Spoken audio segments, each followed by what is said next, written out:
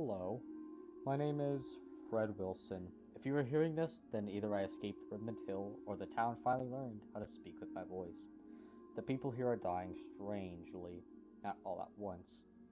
Slowly, like candles forgetting how to burn. The doctors call it dementia, cognitive decay, neurological deterioration. They use clean words for dirty horrors, but people in Remnant Hill know better. But see what happens before the mind goes. First, families begin feeling unfamiliar, and faces start looking wrong, and mirrors stop agreeing with memory, and eventually, people begin believing they already died. The town itself feels infected. A forest the color of bruised dusk surrounds the hills like a rotting moon. Purple pine trees sway even when the wind is absent. The streets are always quiet enough to hear distant crying, though nobody ever admits hearing it. Remnant Hill does not feel inhabited. It feels remembered. This morning I decided I was leaving for good. When I woke, police lights painted my apartment walls red and blue like open veins. Outside, officers were dragging a screaming man across the pavement, while the neighbors watched from their windows with empty, exhausted eyes. The man's fingernails had been ripped off. Blood covered his stomach where he had clawed at himself. My organs are gone, he screamed. Please, please, just look inside me. One officer calmly held his radio near his mouth. Subject experiencing severe corpse delusion, he muttered. Brain deterioration, progressing rapidly. The man began sobbing, not loudly, softly, like a child waking from a nightmare. I know I died, he whispered. I could smell myself rotting. Nobody helped him. Nobody reacted. The police shoved him into the back of the cruiser and drove away slowly while his cries echoed through town long after the car disappeared. I packed a sawed-off shotgun into my duffel bag before I could change my mind. A few shells, a flashlight, a hunting knife.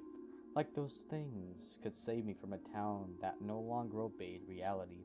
The sidewalks of Remnant Hill stretched empty beneath a gray-purple sky as I walked toward the old hill road leading out of town. The pine trees surrounding the streets looked almost black in the distance. As I reached the weathered Remnant Hill sign, I noticed a man standing beside it watching me. He looked sickly thin. His skin sagged strangely from his bones. He stared at me with his exhausted eyes as I passed. Then suddenly, he hurried toward me. Where are you going? He asked breathlessly. I'm leaving. The man blinked slowly. His lips trembled. You still think leaving matters? There's something wrong with this town, I snapped. People are losing their minds. The man laughed quietly, a sounded whip. Fred, he whispered. What mind? I froze. I never told him my name. The man stepped closer. The smell of decay rolled from him. We're already dead, he murmured. Remnant Hill just hasn't buried us yet. You're sick, I said. Something is making you believe this. The man slowly raised his hands. His fingertips were black, not dirty. Rotting. Look carefully, he whispered. The skin peels easier every day. And with horrible calmness began tearing loose the flesh from his fingers in long, pale strips. I backed away in horror. He didn't scream, didn't react at all. He simply sat beside the fence, smiling faintly while pieces of skin fluttered into the grass like dead moths. I left him there, still peeling, still smiling. The forest swallowed the road quickly. The deeper I walked, the stranger the woods became. The pine trees were dark purple, almost the color of dried bruises. No insects buzzed, no wind touched the branches. Even the silence felt diseased. Occasionally I heard rabbits chittering somewhere deeper into the woods, but the sounds were wrong, too rhythmic, like humans trying to imitate rabbits. Then I saw the deer. It stood motionless between the trees with its back facing me, thin, tall, unnaturally still. I slowed my pace. The deer slowly tilted its head as if listening. When I stepped left to see its face, it turned away, always keeping its face hidden. My stomach tightened. I kept walking faster. Several minutes later, I glanced behind me. Another deer stood farther down the trail.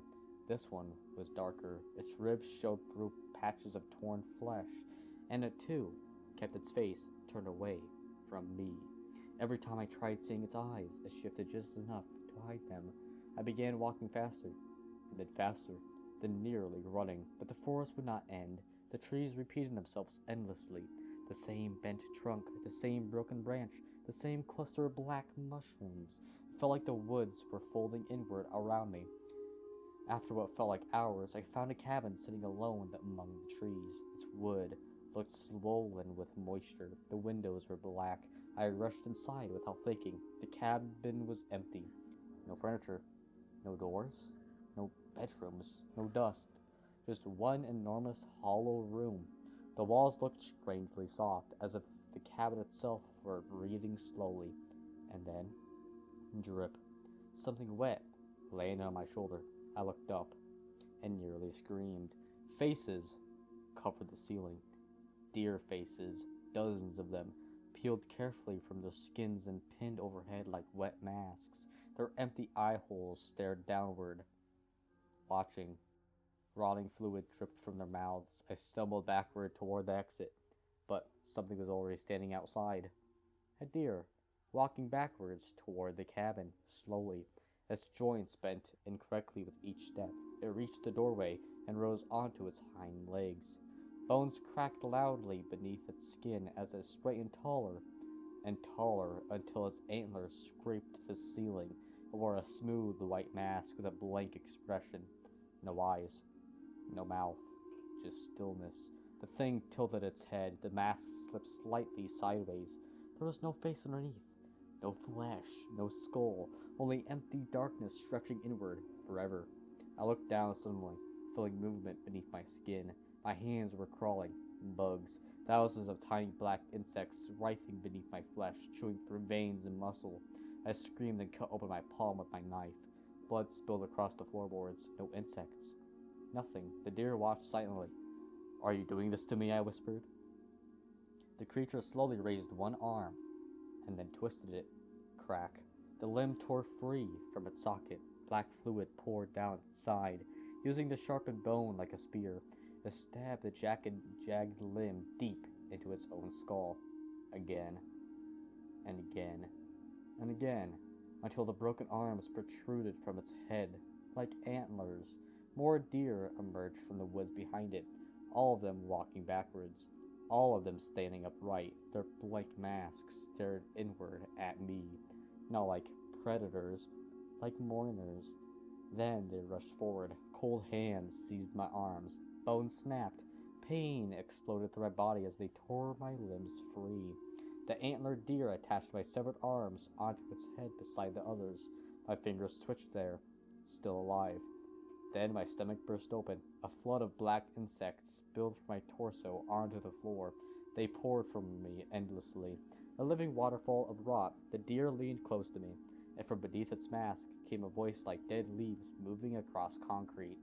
"You finally noticed." Everything went black. When I awoke, fluorescent lights buzzed overhead. A hospital. Remnant Hill General. My body felt cold. The doctor stood beside my bed, smiling gently. "Fred," he whispered, "it's a miracle you survived." I slowly looked down at my arms. Green. Veined. Rotting. I couldn't feel them. My throat tightened. "No," I whispered. "You were too late." The doctor's smile faded slightly. "What do you mean?" "I'm dead." The words came out naturally. Certain. Calm. Something inside me already knew it was true. The doctor stared at me silently for a long moment. Then he sighed softly. "Well," he murmured, reaching for a scalpel. "If that's the case." The lights above me flickered. The scalpel slid into my chest again, and again, somewhere far away. I could hear deer walking backwards through